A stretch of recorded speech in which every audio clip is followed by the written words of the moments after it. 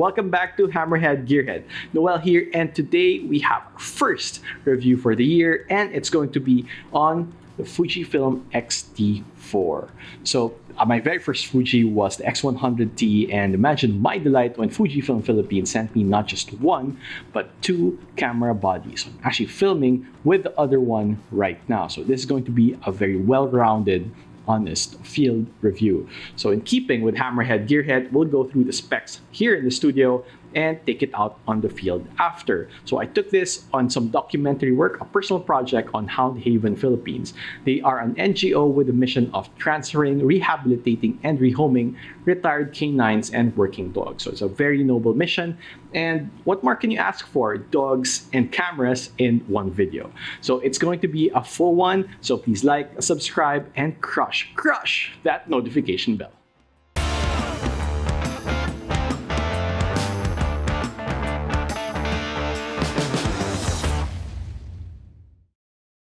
Okay, so why documentary review? Well, when I had my X100T, I used it primarily for topside work, photographing coastal communities, boatmen, fishermen, and my D800 was used for wildlife and underwater work. So that's how I would use an X-T4 if I had one, documentary and topside. Plus, one of my favorite photographers that I really respect, Vijay Villafranca, uses an X-T3 for his documentary work. So I want to see why Fuji is his pick of the litter. That goes without saying, though, that Fuji is great for all types of photography. I mean, in the hands of Win Magsino and Jen Perez, it's great for landscape photography. But I'm not a landscape photographer, and I would use it for documentary photography, so that's how I choose to frame this review. Alright, let's do a quick run through of the specs of the X-T4 with casual nods on the updates from the X-T3. The X-T4 is a 26 megapixel APS-C crop frame camera. It can now do 15 frames per second, up from 11 from the X-T3. It has two SD card slots, and like its predecessors, it has dedicated dials for shutter speed, ISO, exposure compensation, autofocus, and two more general purpose control dials. New with the X-T4 is in-body image stabilization rated at 6.5 stops. It now has a bigger battery rated for 600 shots, which is double any other Fuji camera. It also has a new LCD mount that allows 180-degree flips and has 1.62 million dots compared to the X-T3, which was only 1,040,000 dots. The meter mode selector under the shutter speed dial has now become a still or movie selector. It also has a new Eterna bleach bypass film simulation mode. They have done away with the headphone jack, so you now have to use the included USB-C adapter instead. There is also the new optional VG X-T4 vertical battery grip and dual battery charger for NPW235. When you take all of that into account, you immediately get a feel of the strengths and weaknesses of the X-T4. But still, I wanted to take it out on the field. As it so happens, I was planning a visit to Hound Haven Philippines to document what they do and photograph their resident stars. Hound Haven is the first and only institutionalized organization in the country that provides a dedicated transfer, rehabilitation, and adoption program for retired working and military dogs. The average dog works for 8 to 15 years, and unfortunately, there is no policy on their retirement. Hound Haven seeks to rectify that by influencing public policy to replicate Robbie's Law in the US, which promotes transfer and adoption of these dogs. For this project, I headed out just like how I would with any regular assignment. So this meant two camera bodies, two X-T4s, one for photo or one for video, or both as backup for either. Second, two lenses. So I normally go with two lenses. For full frame, that would be a 35mm and a 50mm. But in this case, it is a 23mm 1.4, which is a 35mm full frame equivalent, and a 50mm 1.0, which is a 75mm equivalent. I just couldn't resist the 1.0 opening. And also a Weeble S gimbal for BTS and also for B-rolls. And then I didn't bring my Atomos Ninja 5 for recording and monitoring, and no continuous lights or strobe. So I normally just shoot with what light is available. The only difference is that in this case, it's not just me or an assistant. I brought a crew of 3, mainly because I'm also filming this review. So other than that, it's very real world how I would go on an assignment. So let's meet some dogs. First and foremost, I wanted to document the typical day at Hound Haven. It may seem that activities are typical of any household with a dog, walking, feeding, bathing, but that's just it. These dogs were getting deprived of that attention after their service. Hound Haven normalizes that and adds a healthy dose of TLC. I selected the 23mm 1.4 as my main lens, not only because 35mm is my favorite focal length, but it's perfect for documentary photography. The X-T4 plus 23mm 1.4 was perfect for capturing these tender moments between the caretakers and their wards. Focal length was just right, and the AF was fast and accurate.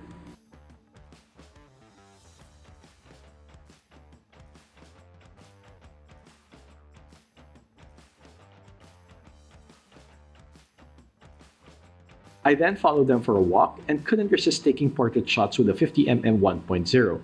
The bokeh is just exquisite.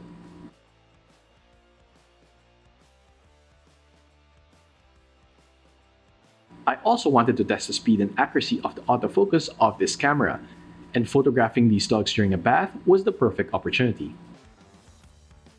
The autofocus worked great, locking on instantly and focusing accurately.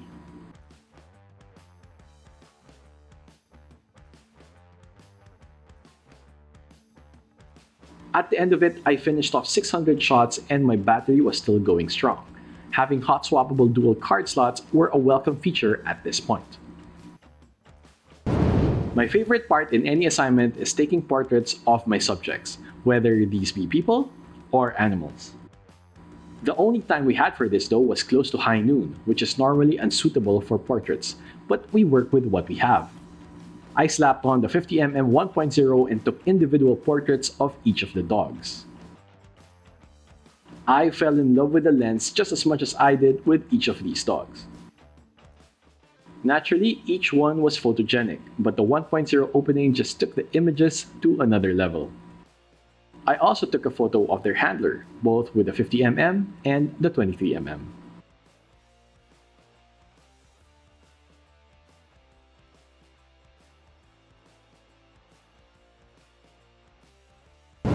It has been commonplace that on assignments, I would be asked to shoot photos and film videos at the same time. What was once a team of 2 or 3 or 4 is now just me. One advantage of the X-T4 is the ability to film in all-eye and F-log internally.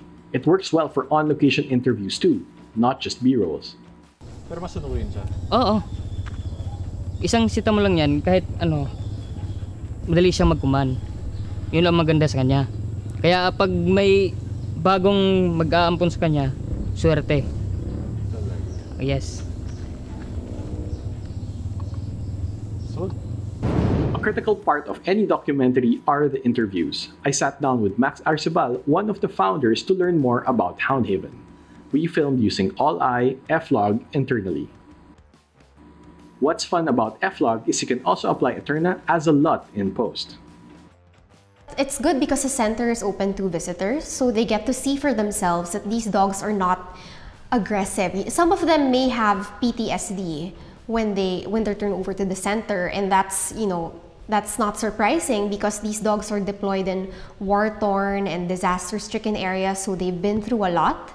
But the thing is, they're dogs, and dogs are very sensitive, affectionate creatures. They crave for, companionship and affection and touch. So after months or sometimes just weeks of rehabilitation, getting to know our caretakers, getting to know us, getting used to having strangers around all the time, getting used to having volunteers in the center, walking them, petting them, they really just, they evolve. You really see their true personalities, the ones they couldn't have because they were working dogs. The fifth and final test is of course this studio review. So as I mentioned at the start, we are using the other X-T4 body to film this sequence. But this time, we are using an Atomos Ninja 5 external recorder to record in 4:2:2. Now for comparison, this is what the raw F-log footage looks like beside N-log from a Z6, and C-log from an R6. Now here they are with my custom LUT applied generally. Which one do you prefer? Do you like the F-log, the N-log, or the C-log? Let me know in the comments. I would love to hear what you think. First off, I love the look of my photos taken with the X-T4. The feel, the tone, the color, and the texture, it all goes well for documentary photography work. Plus, I love the fact that I can shoot in RAW and apply any of these film simulations in post after the fact in Adobe Lightroom. So I love that kind of flexibility.